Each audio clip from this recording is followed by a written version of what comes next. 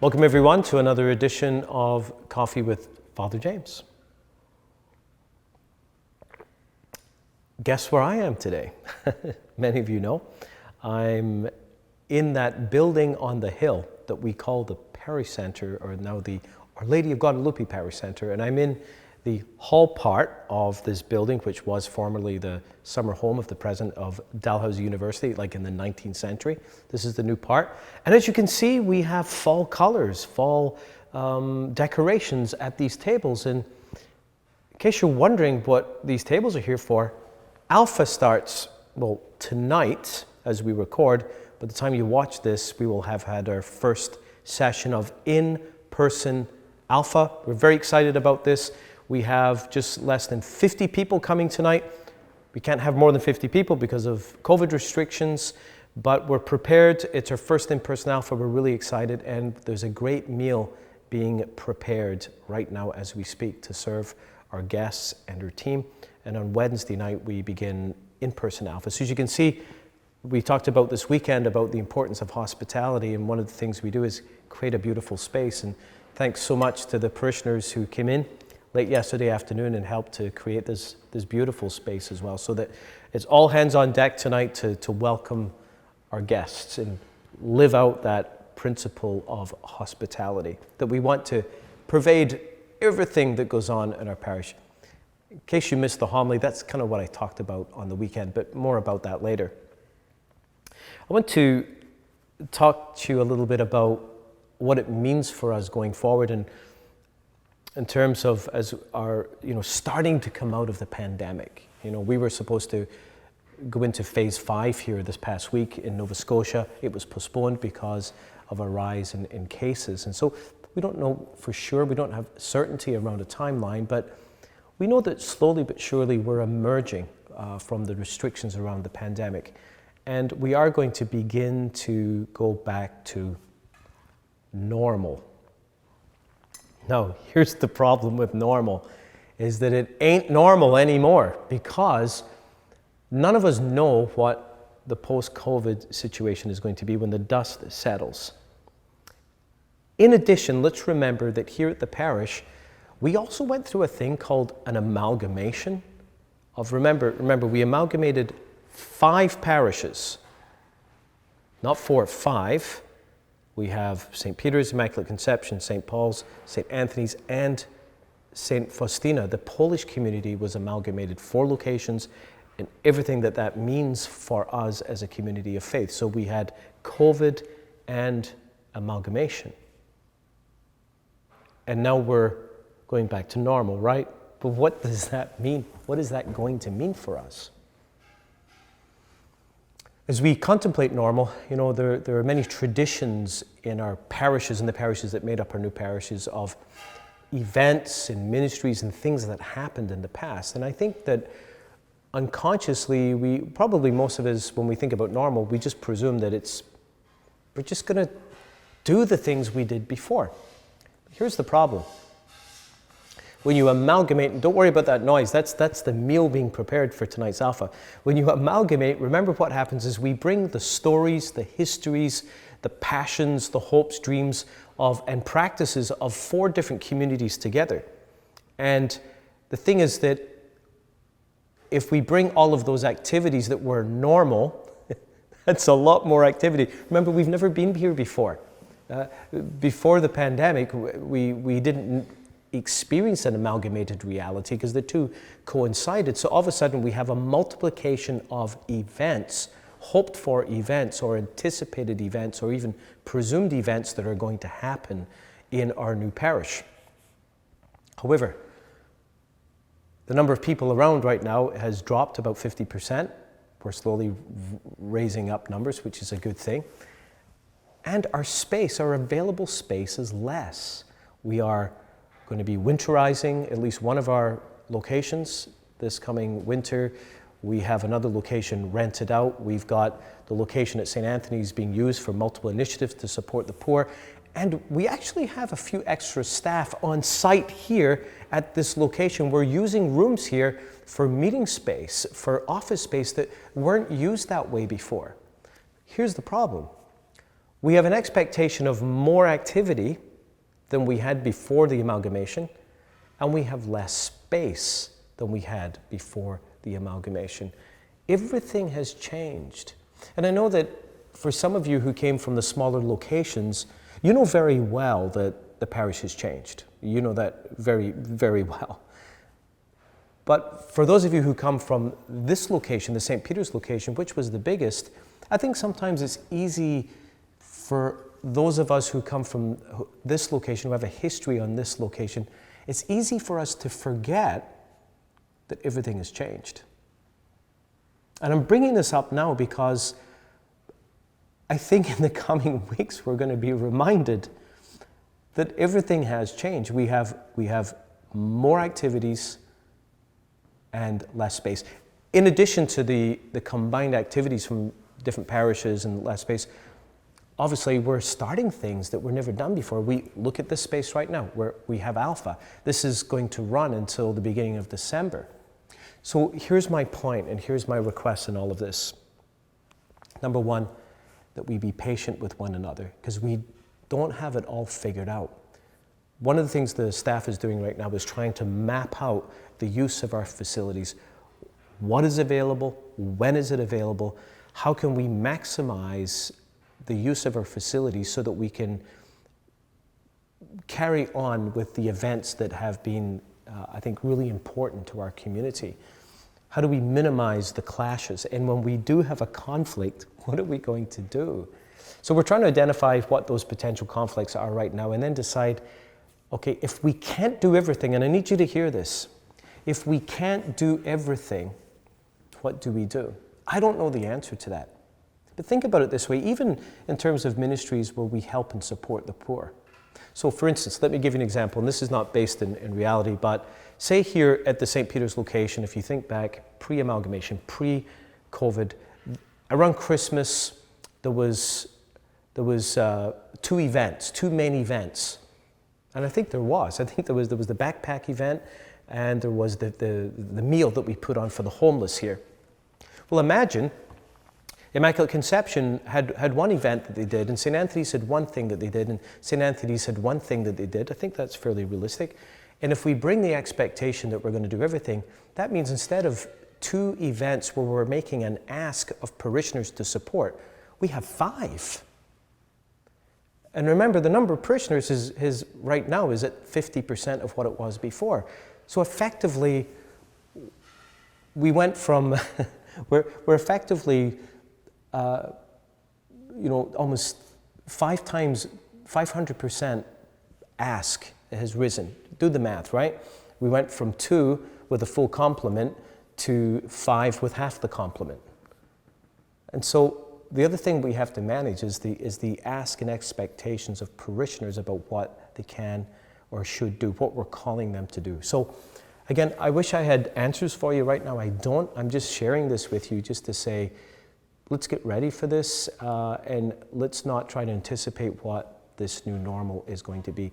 Here's the commitment that I'm making to you is that we're going to maximize the use of our facilities to do as much as we can in a way that is sustainable for us as a parish, to maximize our impact on the community, to feed the poor, to clothe the naked, to share the gospel message, to do all of the things that we're called to do as a parish. And I just ask you to be patient with one another and let's be kind to one another. You know, if we find ourselves in a case of double bookings or confusion, you know, what does it matter if we do great things if in the meantime we're at each other or arguing with each other or even gossiping with each other? Let's remember that we're to be kind. We need to be kind to one another. Let's presume the best of one another as we go forward. So with that being said, speaking of going forward, it's beautiful and sunny outside and I'd like to go for a little walk. But before I do that, I want to go, that meal that's being cooked right now, it smells really good. I want to go check it out.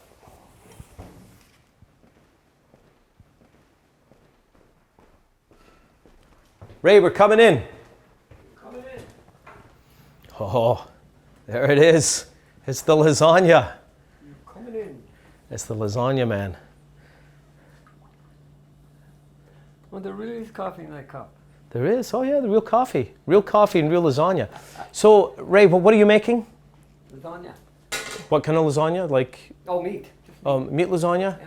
Lasagna a la Ray? Yeah. Yeah. Yeah, that's right. Ray does a lot of cooking and has helped us to provide meals for all kinds of events. So, and you've got a team coming in a bit later on to help you out? Yep. Wonderful. Well, I'll get out of your hair, and I'm looking forward to chowing down tonight. Okay. Boy, I'm looking forward to some of that lasagna tonight. My coffee cup this week, I'm using a Divine Renovation coffee cup. And you see our logo here, the 3 keys.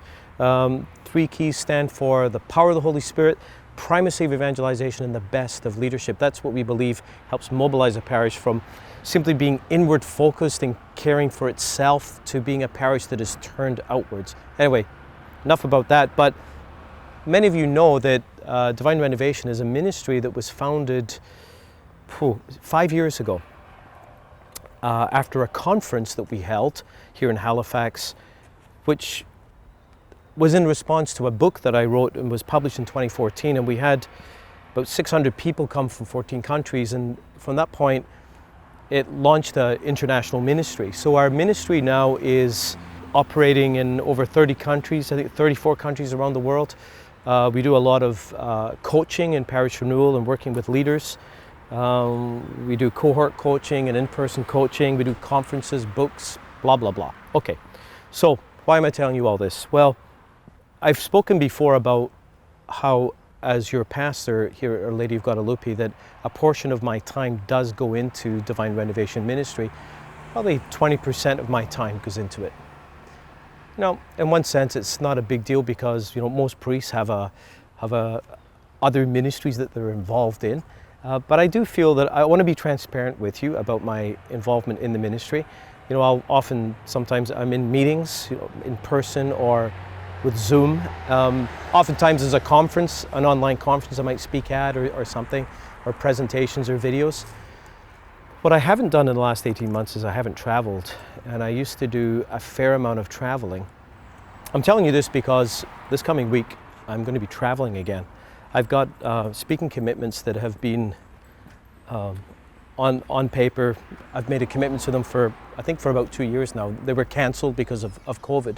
So this Saturday I'm leaving. I'm flying to Rome actually, and I've been asked to give 14 hours of lectures at Santa Croce University, Pontifical University in Rome, on the topic of parish leadership.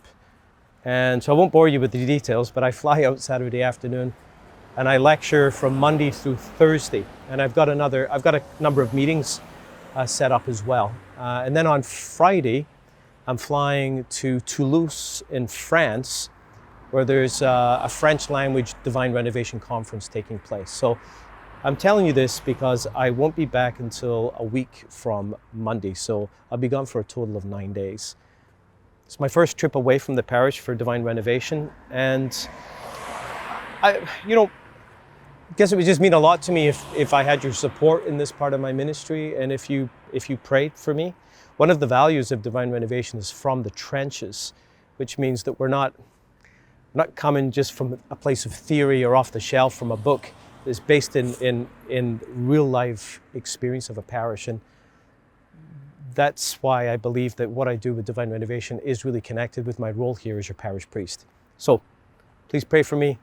And I am not on vacation. I told the staff today I'm a phone call away. My cell phone is going to work just as well in Rome and in France as it does if I'm in Dartmouth. And email works the same too. So I'm still going to be in touch with the parish. I'm still going to be answering emails and all of that stuff. The other thing is September 30th. September 30th is a holiday for some people in Nova Scotia.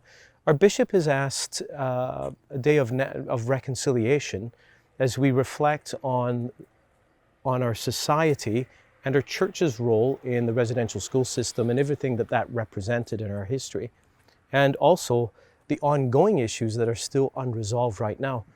Rather than having a holiday, the Archbishop has decided, it's a beautiful decision, that no, for The Archdiocese, our employees will not take a holiday. It will be a day of work, but not just a day of work, a day of prayer and fasting. In fact, the Archbishop is asking the whole diocese to enter a day of fasting and prayer for the sake of reconciliation and healing of the Aboriginal peoples of Canada, and a reconciliation between the Church and Aboriginal peoples, especially with regard to residential schools.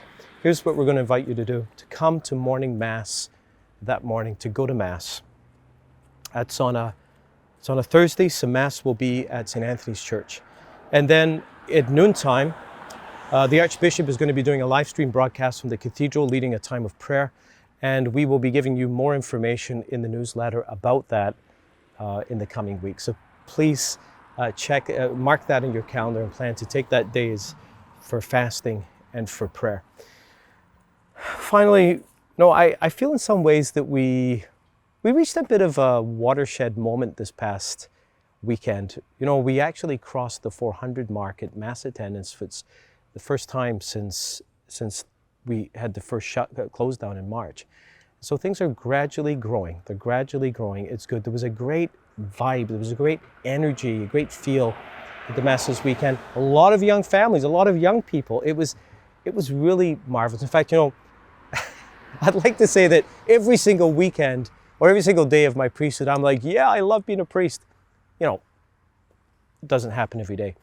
But I can honestly say this past weekend, I had one of those weekends where it was like, I love being a priest. From celebrating the Eucharist and the other sacraments, I was able to get to anoint, give a couple of people the sacrament of the sick, and celebrate the sacrament of reconciliation, preaching, engaging with people. It was great. It really was. It was really good. And it just reminds me that in spite of what still seems to be a bit of chaos and a long list of unfinished things and things that we still have to do, in this last year, I would just want to say to all of you, congratulations. We've come a long way. We've done a lot. We've worked hard. I want to thank you for your labors, for your prayers, and for your support. And just simply say, let's keep going. Let's keep going. If you had a chance to see my homily for this weekend, I hope you did. It's on the theme of hospitality and how important hospitality is for a healthy church. And I started and finished my homily with an image, a sign. And I'm here standing in this spot on purpose because this is what the sign is. It's right here. You may recognize it. A beaten up, do not enter sign. Underneath it, a sign that says private, trespass at your own risk. And tragically, that kind of sign is rather symbolic of perhaps sometimes the nature of hospitality in some churches. And my invitation to people this weekend was, let's all see ourselves as being on the hospitality team, because hospitality is not just a good idea. It doesn't just make sense. It's divinely mandated. Let's all work to allow hospitality, the hospitality of Jesus, pervade everything we do. And also try Alpha. This present Alpha might be full up. There may still be some space online. It's going to take place in that building tonight, up there behind us. And it's built on the core value of hospitality. So please pray for our Alpha participants, whether in person or online. And as I mentioned in my homily, let's work to make sure that this sign has absolutely no symbolic relevance to what is going to go on in our parish in the future. God bless.